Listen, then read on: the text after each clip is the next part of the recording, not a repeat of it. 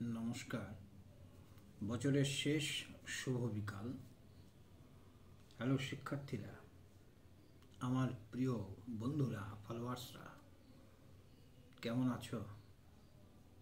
প্রত্যেককে অনেক অনেক শুদ্ধ ভালোবাসা, শুভেচ্ছা। আন্তরিকভাবে বড়দের সশ্রদ্ধ নমস্কার জানাই। শক্তিমন্ত চ্যানেলের পক্ষ থেকে আমি শ্রী সুকান্ত চৌধুরী, পুরোহিত কীর্তবিদ, বেশ কিছু মাস ধরে ধারাবাহিকভাবে ভীষণ গুরুত্বপূর্ণ ভিডিও আপলোডিং করছি। লাইফে আসার মূলত একটাই উদ্দেশ্য, আমাদের হিন্দু সনাতন শাস্ত্রে এবং তৎসহ বিভিন্ন ধর্মগ্রন্থে, পুরাণাদি সহ যা যথার্থ রূপে যথাযথভাবে উল্লেখ আছে তাকে ঠিক সেইভাবেই মানুষের সামনে রিপ্রেজেন্ট করা, মানুষকে জানানো, মানুষের সামনে তুলে ধরা, যতদূর সম্ভব মনে প্রাণে আন্তরিকভাবে। অর্থাৎ নিজস্ব চিন্তাধারা, নিজস্ব ঢং, নিজস্ব বুদ্ধি, অশাস্ত্রীয় কিছু বিকৃতি রূপ মানুষেরকে বিভ্রান্ত করা প্রচুরভাবে লক্ষ্য করি। আজকে বিশেষ গুরুত্বপূর্ণ ভিডিও একদম প্রথম থেকে শেষ পর্যন্ত দেখার জন্য সবাইকে অনুরোধ জানাই। আমরা সবাই এই নেট দুনিয়ায় ভীষণ কর্মব্যস্ত। ঠাকুর ঘরে 8 ঘন্টা 20 মিনিট মেডিটেশন, কনসেন্ট্রেশন করার মতন অবকাশ আমাদের কাউরি নাই। দীক্ষা নেই বটে, দীক্ষা মন্ত্র জপ করার অবকাশ নেই। ব্রাহ্মণরা গায়ত্রী মন্ত্র অনুধ্যান, জপ বা নিয়ম মাফিক নিয়মিত জপ করার থেকে অনেকটাই দূরে। 108 বার দূরের কথা, 10 বার জপ করে না। যেখানে শাস্ত্রে উল্লেখ আছে গায়ত্রী জপ, সন্ধ্যা বন্দনা আদি থেকে মানুষ যদি দূরে থাকে, ওটাও একটা নিত্যক্রিয়া। সেখানে কি দৈবিক কি পৈতৃক কোনো ক্রিয়ার সঙ্গে তার যোগাযোগ হওয়ার কোনো রাস্তা নাই। যাই হোক, প্রত্যেকেই আমরা কম বেশি ঠাকুর ঘরে কাটাই। আমরা ব্রাহ্মণ হই বা না হই, চাতুর্বর্ণ মায়া সিস্টেম গুণ কর্ম বিভাগ, যাই হোক, সেগুলো ভগবদ গীতার সেই অমৃত কথার থেকে একটু সরে গিয়ে বলছি। কিছু সময়, কেউ 5 মিনিট হোক বা 8 ঘন্টা হোক, 1 ঘন্টা হোক, আমরা প্রত্যেকে কাটাতে হয় বাধ্যতামূলক। এটা একটা খাওয়া পড়ার মতন একটা জড়িত অবস্থা। আমরা বেশ কিছু অতি সাধারণ জিনিস যা আমাদের মধ্যে ভুল বার্তা হিসাবে মান্যতা পায়। একটা সাধারণ জ্ঞানের একটা ঘাটতি আমরা আছে। অর্থাৎ আমরা ব্রহ্মজ্ঞানের পিছনে খুব দৌড়াই, কিন্তু অতি সাধারণ যে জিনিসগুলো জ্ঞান, তাকে ধরার চেষ্টা করি না। এখানে আমাদের একটা ড্রব্যাকস, একটা দুর্বলতা। তো যাই হোক, যে জায়গাটা বলছিলাম সেটা হচ্ছে শিব পূজার ক্ষেত্রে একটি ভিডিও, যে আমরা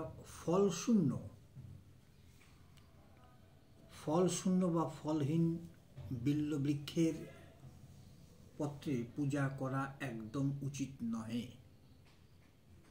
অর্থাৎ যে গাছে ফল হয়নি সে গাছের পাতার দ্বারা আমাদের শিব পূজা কোনো পূজাই করা উচিত নহে।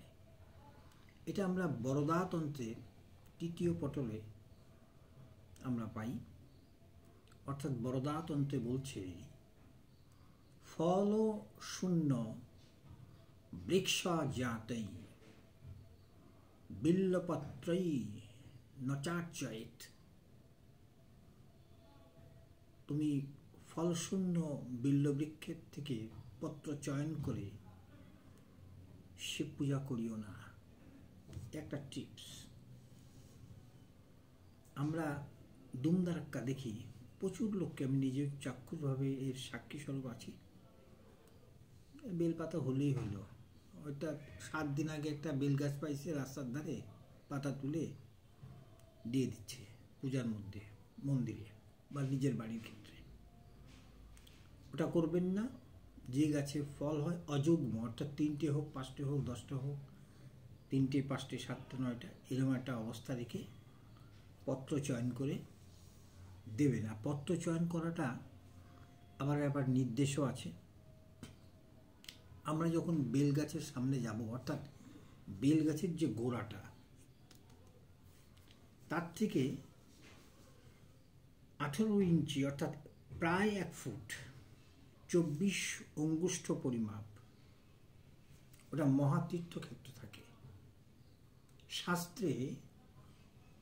শাস্ত্রে ওটা মহাতীর্থক্ষেত্র হিসাবে, অর্থাৎ বৃহৎ ধর্মপুরাণ শাস্ত্রে বলছে বেলগাছের গোড়ায় 24 আঙ্গুল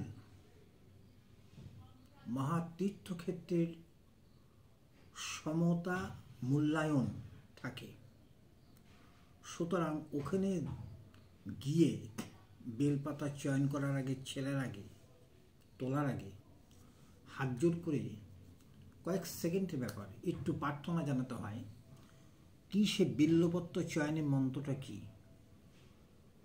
যদি গাছ বড় হয়, পাতার অভাব হয়, পাড়ার ক্ষেত্রে লগা হোক, কোটা হোক, বা কোনো ডাল হোক, বা কোনো বাঁশের ডগা হোক, ইত্যাদি দিয়ে পারবেন, বা পাড়ার মতন অবস্থা তৈরি করে নেবেন। বিল্লবৃক্ষের সামনে প্রণাম করে বলবেন, অমৃতৌত ভব শ্রী ভিক্ষা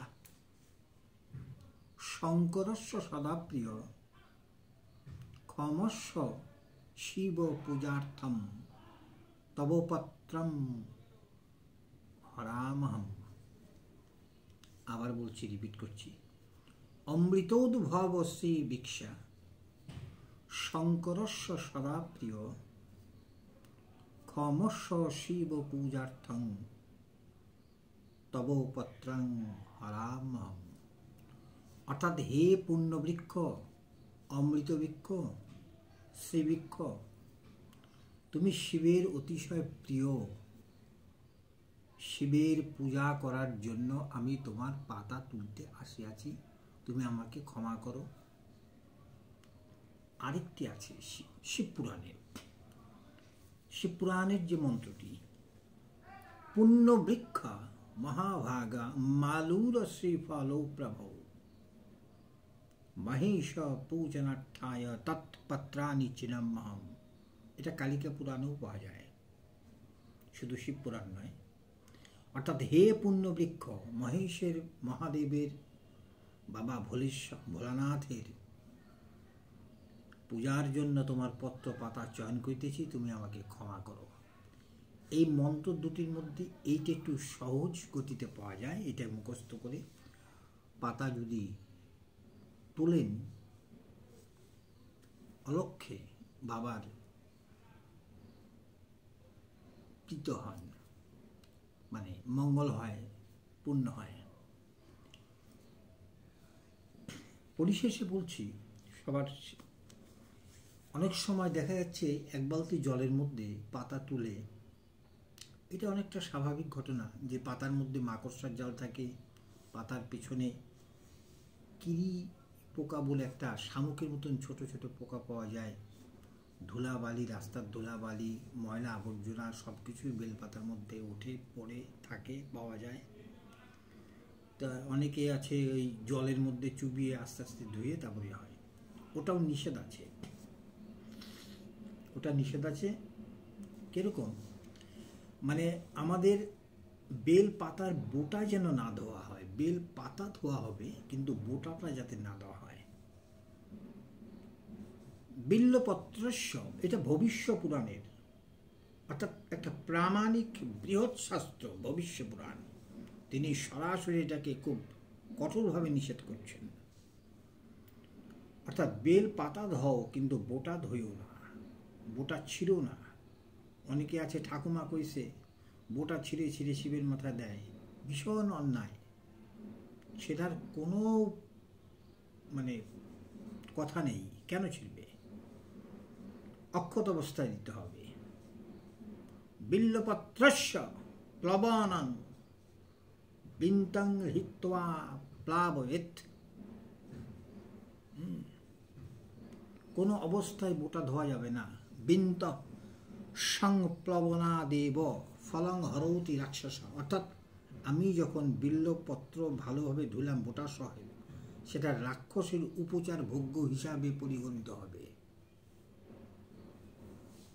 যখন বেলপাতা একদম পাওয়া যাবে না, অর্থাৎ ফাল্গুনের 20 তারিখের পর থেকে আপ টু চৈত্র মাস পর্যন্ত প্রায় গাছগুলো ন্যাড়া গাছে পরিণত হয়, তখন বেল গাছ পাওয়া যায় না।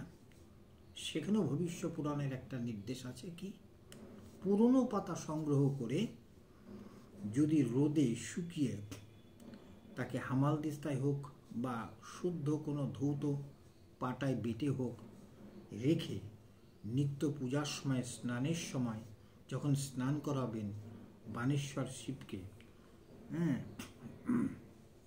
অর্থাৎ এইভাবে বোটাটা ধরে শ্বেত চন্দন আর অক্ষত অর্থাৎ আলো চাল, আতপ চাল একটু আগে 24 মিনিট আগে ভেজাবেন। শুকনো চালে কখনো নৈবেদ্য হয় না, শুকনো চালে কখনো স্বস্তি বাচন হয় না। অনেকে শুকনো চালে স্বস্তি বাচন করে।